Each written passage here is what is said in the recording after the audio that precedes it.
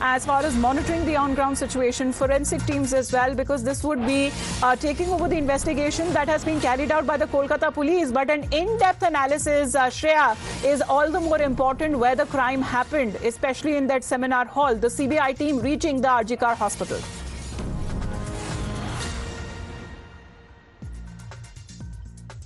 Team have reached, and as you can see, this is the emergency building like we were showing, and you can see that media have went after the CBI team. They just entered the emergency building. This is the very building where in the 4th floor the brutal rape and murder has happened. Now let me tell you, in cases like this, circumstantial evidence is very, very crucial for any investigating agency. Remember, there is no CCTV cameras that are installed in the 4th floor in the seminar hall where the brutal rape and murder has taken place. So for any investigating agency to investigate the case and to look after the culprits, circumstantial evidence is very, very important. Kolkata police so far made one arrest, after which the Calcutta High Court have handed the case over to that of CBI. Now in the seminar hall, just near to the seminar hall, there were some construction work going on. Again, this is the same emergency building where some culprits entered on 14th and did vandalism. So of course there is a lot of question that is being raised at this point in time, that is there an attempt